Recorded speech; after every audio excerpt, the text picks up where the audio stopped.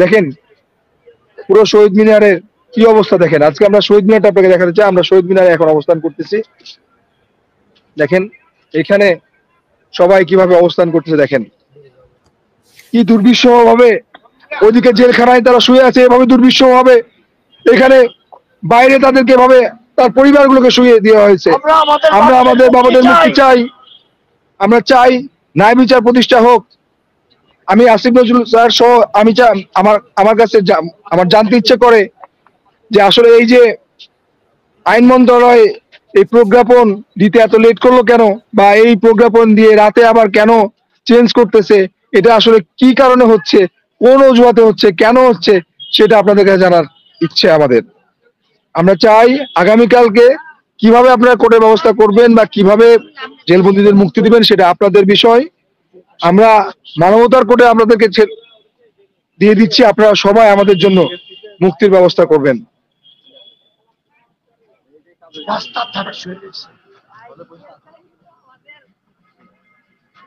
আমি কি আমাকে কি আমার ইয়াকে দেখতে পাচ্ছেন? জি, আপনার ভিডিও আমরা দেখছি শাকিল, আপনার ভিডিও দেখছি।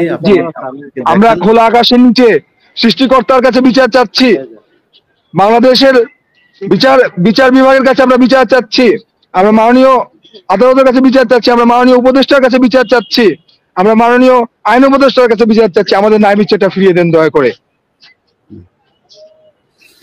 জি দর্শক, আমরা এই লাইভটা খুব বেশিক্ষণ দীর্ঘায়িত করতে চাচ্ছি না। আমি সরকারের কাছে অনুরোধ থাকবে, প্রশাসনের কাছে অনুরোধ থাকবে যে আমরা এই দেশ হাসিনা মুক্ত চেয়েছি এবং আমরা ভারত মুক্ত একটা বাংলাদেশ চেয়েছি, এবং সেই ভারত মুক্ত বাংলাদেশের জন্য এদেশের মানুষ কতটা রক্ত দিতে পারে সেটা সেই 5 তারিখের আগে যেমনটা দেখেছেন, এই গেল 2-3 দিন ধরে আপনারা সোশ্যাল মিডিয়ায় বিভিন্ন কিছু ভিডিও দেখছেন। সীমান্তবর্তী যে মানুষ, তারা খালি হাতে বন্দুকের সামনে দাঁড়িয়ে বিএসএফ এর এই সন্ত্রাসীদের সামনে কিভাবে দাঁড়াচ্ছে, কিভাবে প্রতিবাদ করছে, সেটা আপনারা নিশ্চয়ই দেখছেন। অতএব আমি মনে করি এই দেশের মানুষ এই আমাদের স্বাধীনতা রক্ষার জন্য যদি জীবন দিতে হয়, তারা জীবন দেওয়ার জন্য প্রস্তুত। এবং এই বিডিআরের জওয়ান যারা, তারা সবাই দেশপ্রেমিক। এই দেশপ্রেমিক জওয়ানদেরকে শেখ হাসিনা তার ক্যাঙ্গারু কোর্টের মাধ্যমে বিচারের নামে তাদের উপরে নির্যাতন চালানো হচ্ছে, এখনো পর্যন্ত নির্যাতন চালানো হচ্ছে। জেলখানায় কারা কর্তৃপক্ষের ভেতরে এখনো সে আওয়ামী শাসন আমলে যে যারা ছিল তাদের অনেকে এই কারাগারের যে জীবন সেটাকে আরো বেশি দুর্বিষহ করে তুলছেন। তো আমি সরকারের কাছে অনুরোধ করব, দেয়ালে পিঠ ঠেকে গেলে মানুষ যা করে সেটা করতে বাধ্য করবেন না। আজকে যারা এসছে এখনো পর্যন্ত সময় আছে, যদি কোনো ধরনের কোনো ষড়যন্ত্র মাথায় থেকে থাকে তাহলে সেটা ছেড়ে ফেলবেন। এবং আদালতের সময় এখনো শুরু হতে আরো প্রায় 7-8 ঘন্টা সময় বাকি আছে সকাল হতে। আপনারা তার মধ্যে যদি কোনো ধরনের ষড়যন্ত্র করার ইচ্ছা থাকে সেটা করবেন না, কারণ যারা এখানে এসে শুয়েছে তাদের যদি বুকে গুলিও চালান, এরা ঢাকা থেকে ফেরবে না তাদের পরিবারের লোকজনকে না নিয়ে। অতএব আমি মনে করি যে বিডিআরের এরা বিচার চায়, এরা কারোর সহায়তা, কারোর অনুগ্রহ, কারোর দয়া করুণা এসব চায় না, তারা বিচার চায়। বিচারের মাধ্যমে যদি তাদের ফাঁসি হয় ফাঁসি দিয়ে দিবেন। কিন্তু শেখ হাসিনা যাদেরকে বিচারের আওতায় নিয়ে আটক করে জেলখানায় নির্যাতন করে 5 বছর 10 বছরের যাদের সাজা হয়েছে তাদেরকে 15 বছর আটকে রেখে যেই পদ্ধতিতে বিচার করেছে, শেখ হাসিনার কোনো বিচার আমরা মানি না। এই সরকার বিচার করুক, বিচার করে তাদেরকে আবারও যদি প্রয়োজনে আটক করুক, জিজ্ঞাসাবাদ করুক, ফাঁসি দেখ, যা ইচ্ছা দেখ, কোনো সমস্যা নাই। কিন্তু এই সরকারকে সেই বিচারটা করতে হবে, সেই বিচার পাওয়ার সুযোগটা তাদেরকে দিতে হবে। আমি মনে করি আসিফ নজরুল কম, তারা এই বিচারের পথটাকে একটা অন্তরায় তৈরি করার জন্য তারা নানাভাবে পায়তারা করছে। কিন্তু আমি এই সরকারকে বলে দিব যে এটা করে আসলে লাভ হবে না। বিডিআর হত্যাকাণ্ডের বিচার যেমন হবে, এই দেশে বিডিআরের জওয়ানদের সাথে যে ধরনের অবিচার করা হয়েছে সেটার সাথে যারা সম্পৃক্ত তাদেরও বিচার হবে।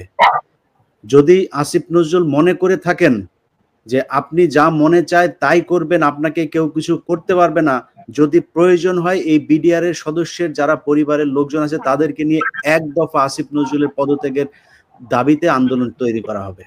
সো আপনাকে আমরা খুব সম্মানের সাথে বলছি, আবারও বলছি, অনেক রাত রাত 1:30 বাজে, এই 1:30 বাজে আপনি দেখছেন যে এই জায়গায় কিভাবে মানুষজন আপনার ঘরের কাছে সেভাবে শুয়ে আছে। সরকারের কোনো একজন, আমি কিছুক্ষণ আগে জিজ্ঞেস করলাম যে কেউ আসছিল কিনা, কেউ আসেন না। আপনারা সময় পান না একটু এসে এদেরকে বোঝানোরও সুযোগ পাইলেন না যে ভাই আপনারা যান, বাসায় গিয়ে চলে যান, আমরা সকালে দেখছি। এটা গায়ে লাগে না? সিনেমা দেখতে যাইতে সময় পান, এখানে আসতে সময় পান না? না, দেখানো হবে মজা। আপনারা যেইভাবে যাইতে চান সেইভাবেই যাবে। এই দেশের প্রতিটা মানুষ বিডিআর এর পরিবারের পাশে আছে, যা দিয়ে প্রয়োজন হয় তা দিয়ে তাদের সাথে থাকবে। আপনারা যারা এখানে আছেন, আপনাদের উদ্দেশ্যে শুধু এতটুকু বলবো যে যেই কষ্ট করছেন সেই কষ্টের সাথে হয়তো আমরা আপনাদের কষ্টটা নিতে পারবো না, কিন্তু আপনাদের সাথে বাংলাদেশের মানুষের দোয়া আছে, তাদের সমর্থন আছে। তারা আপনাদের পাশে যেইভাবে প্রয়োজন, যা প্রয়োজন সেটা দিয়ে আপনাদের সাথে থাকবে ইনশাল্লাহ। কালকের দিনটা পর্যন্ত আমরা অপেক্ষা করি। এরপরে পরবর্তীতে আপনারা যে পদক্ষেপ নিতে চান, যেভাবে আপনারা এটা নিয়ে কি বলবো যে রাজপথে থাকতে চান, আপনাদের সাথে আমি অন্তত আমার জায়গা থেকে আমি একাত্মতা প্রকাশ করছি এবং আমার বিশ্বাস বাংলাদেশের মানুষও আপনাদের সাথে থাকবে। তো আমরা আজকের জন্য এখান থেকেই শেষ করি। আজিজ ভাই, আপনি কিছু বলবেন? জি বলেন। জি, আসসালামু আলাইকুম। ভাইয়া, মূল বিষয়টা হচ্ছে যে এখানে দেশবাসী এবং বিশ্ববাসী সবাই জানে যে এটা একটা ষড়যন্ত্র শিকার হয়ে এই মামলা করা হয়েছে। এই বাহিনীটাকে ডিভাইড করা হয়েছে, আলাদা করা হয়েছে ষড়যন্ত্রের মাধ্যমে। ষড়যন্ত্র করা মামলা কিভাবে এখনো চলমান থাকে, এটা প্রত্যাহার চাই। কমিশনের কাজ কি? কমিশনের কাজ হচ্ছে যেখানে ন্যায় বিচার না থাকে ওইখানে নতুন করে কমিশন করে ন্যায় বিচার প্রতিষ্ঠা করা। তাহলে এই ক্যাঙ্গারু মার্কা কমিশনও দরকার নাই, আমাদের কোর্টও দরকার নাই। আমরা অবিলম্বে মুক্তি চাই। আমরা আর কোনো শব্দ না, আমরা আমাদের স্বজন ছাড়া বাড়ি ফিরবো না ভাই। এটা এক এবং অদ্বিতীয় কথা। এক কথা এবং অদ্বিতীয় কথা হচ্ছে আমরা আমাদের স্বজন ছাড়া, বাবা ছাড়া আমরা যাব না। এটাই দেশবাসীকে জানালাম যে আমাদের সাথে যে 17 বছর ধরে অবিচার হয়েছে, জেলকুট অনুযায়ী আজকে 22 বছর যাবত আমার বাবা চাচারা এখনো জেলখানায়। ন্যায় বিচার তো দূরের কথা, যেখানে পুরা বাংলাদেশ জানে যে এটা একটা প্রহসনের মামলা, যেখানে ইন্ডিয়ার জড়িত। এর প্রশ্নে এত আপোষ কেন আমাদের? এই হলো আমাদের একটা কথা। আমরা এর শেষ দেখতে চাই। প্রকৃত খুনিদেরকে যদি মাটির নিচে থাকে তাও উঠে আনতে চাই, যদি আকাশ পথে থাকে আকাশ থেকে হলো তাকে আমরা বাইর করতে চাই। আমরা এক কথায় ন্যায় বিচার চাই, কোর্ট চাই না। আমরা চাই মুক্তি, মুক্তি, মুক্তি। Enough, enough. এর বাইরের কিছু না।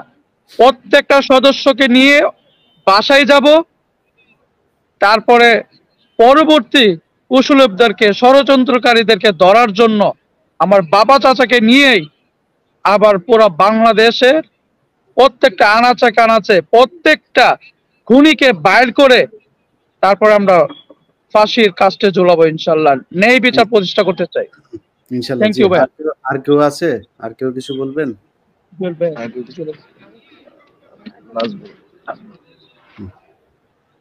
আসসালামু আলাইকুম স্যার। আসসালাম। আর আমরা মূলত 16 বছর ধরে বিনা অপরাধে চাকরি যাওয়ার পরে অনবেতর জীবনযাপন করতেছি। আমাদের সন্তান নিয়ে একবারে রাস্তায় বসে গেছে স্যার। কি এক বিদ্রোহ তকমাদা দিছে, কিছু জানি না, শুনি না। পিলখানার বাইরে ছিলাম, কিছু বলতেও পারবো না। কোথাও গেলে একটা নিম্নমানের কোম্পানি চাকরি, এটাও পাই না স্যার।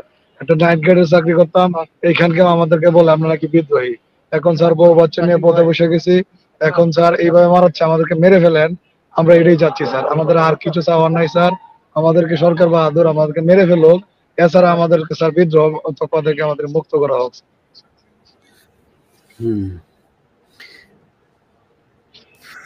আপনাদের সাথে এখন পর্যন্ত সরকারের কেউ আসে নাই না? সরকারের কেউ কে এসেছিল? না, আমাদের সাথে সরকারের কেউ যোগাযোগ করে। আমরা দুপুরের দিকে মাননীয় প্রধান উপদেষ্টার সাথে দেখা করার জন্য গিয়েছিলাম, কিন্তু তার সাক্ষাৎ আমরা পাই নাই। উনি ছিলেন করতে তাদের এত অনিয়া। এই পিলখানা হত্যাকাণ্ডের বিচার ন্যায় বিচার প্রতিষ্ঠা করতে তাদের কেন এত অনীহা? জাতির কাছে আমার প্রশ্ন, এই নিরপরাধ বিডিআর সদস্যদের মুক্তি দিতে বা এই ন্যায় বিচার প্রতিষ্ঠা করতে তাদের এত কেন অনীহা? আমরা প্রত্যেকটা নিরপরাধ বিডিআর সদস্যের মুক্তি চাচ্ছি। যদি আপনারা আপনাদের মনে হয় তারা এই মুহূর্তে কি পরিমাণে লোক আছেন এখানে, কি অবস্থা একটু আমি দেখি তো, আপনাদের চারপাশটা একটু দেখান, দর্শকরা একটু দেখুক। জি, আমি আপনাকে একটু দেখানোর চেষ্টা করতেছি।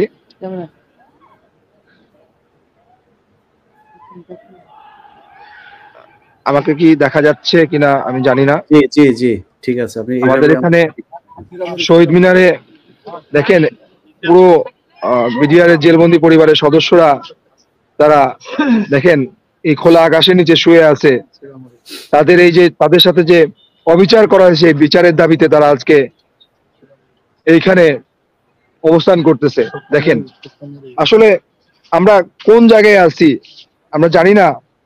এই বিচারের জন্য আজকে আমাদেরকে শহীদ মিনার অবস্থান করতে হচ্ছে, যেখান থেকে জুলাই বিপ্লবের ডাক দেওয়া হয়েছিল সেখানে আমরা আবার এসে পৌঁছাইছি এই ন্যায় বিচারের জন্য।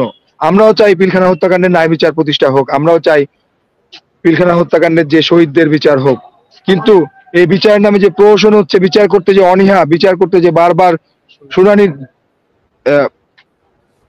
পিছাচ্ছে, এটার অজুহাত কি? এবং রাত 10টা 10:30 বিভিন্ন সময়ে যে মানে তারা বিভিন্ন সময় পরিচালিত করতেছে, তারা আসলে কেন করতেছে জানি না। তাহলে আমাদের আইনজীবীরা কোথায় যাবে, কোন কোর্টে যাবে, কিভাবে যাবে, সে বিষয়গুলো কি হবে? এই আমরা তো আসলে আমরা আইন আদালত আর বুঝি না। আমরা চাই প্রত্যেকটা মানুষের মুক্তি, নিরপরাধ বিডিআরদের মুক্তি চাই। তাদের সাথে যে ইনজাস্টিস হয়েছে তাদের সে জাস্টিস আমরা ফিরে পেতে চাই। না, বাসভবনে ব্যস্ততার কারণে আমরা একটু সাক্ষাৎ পাই নাই। আমরা তাদেরকে স্মারকলিপি দিয়ে আসছি। আমরা ন্যায় বিচারের জন্য স্মারকলিপি দিয়ে আসছি।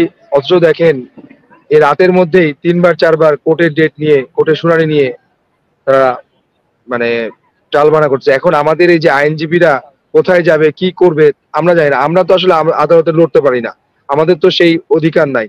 তাহলে আমাদের আইনজীবীদের সকালবেলা কে বলবে কোথায় হবে কোর্ট বা কিভাবে কোর্ট পরিচালনা করবে সেটা আমরা জানি না। আমরা চাই তারা কিভাবে ব্যবস্থা করবে সেটা তাদের বিষয়, কিন্তু আমরা ন্যায় বিচারের মাধ্যমে প্রত্যেকটা বিডিআর সদস্য, নিরাপদ বিডিআর সদস্য মুক্তি চাই এবং এই প্রহসনমূলক মামলা প্রত্যাহার চাই। জি, ঠিক আছে। আপনারা থাকেন, আপনাদের আপনাদের সাথে তো আমরা আছি, আমি তো আছি, সেটা দেখছেনই। ইনশাল্লাহ সকালে আবার আপনাদের সাথে কথা হবে, দেখা যাক কি হয়। সকাল পর্যন্ত অপেক্ষা করেন। কালকে আবার আপনাদের সাথে সকালে আমরা ইনশাল্লাহ দেশের মানুষকে সবশেষ পরিস্থিতি কি সেটা জানাইতে পারবো। আমাদের দেশের, আমার এই ভিডিও আমি জানি না, আমাদের দেশের গণমাধ্যমের মালিক, গণমাধ্যমের মানে নিউজ রুমে যারা বিভিন্ন দায়িত্বে, গুরুত্বপূর্ণ দায়িত্বে আছেন, আপনাদের চোখে পড়বে কিনা জানি না। আল্লাহর ওয়াস্তে এই যে মানুষগুলো আছে, এটা একটু জনগণের সামনে তুলে ধরেন। সকালে যে কোর্ট হবে সেখানেও সেই বিষয়গুলো আপডেট বাংলাদেশের মানুষকে জানেন। যদি সম্ভব হয় সেখান থেকে লাইভ সম্প্রচার করেন, এটা মানুষ চায়। আর যদি না করেন তাহলে মনে করব যে আপনারা এখনো ঘুমের মধ্যে শেখ হাসিনাকে স্বপ্নে দেখেন, সেই অপেক্ষায় আছেন। এটা এখন বাংলাদেশের সবচেয়ে বড় ইস্যু। বিডিআর এর এই পরিবারের 15 বছর বিচার ছাড়া কোনো মানুষ জেলখানায় থাকবে কোনো অন্যায় না করে, এটা পৃথিবীর কোনো দেশে আমার মনে হয় এই নজির নাই। তারা 15 বছর জেল খেটেছে, যদি যাবজ্জীবনও হয় তারপরে তো শেষ। আর কত জেল কোর্ট অনুযায়ী 20 বছর হয়, আর কত না, সেটারও তো মানে আমি বলছি যে ধরেন সে 15 বছর থেকে যদি আমাদের তো একদম টোটাল 15 বছর আর জেল তো আর 15 বছরে বছর হয়, মানে 365 দিনে বছর হয় না। তো সেই হিসাব যদি করা হয় তাহলে কি বলবো, এরা প্রায় 500 বছর জেলখানায়, জেলের একটা দিন, এটা বিশাল মানে বিরাট একটা ব্যাপার।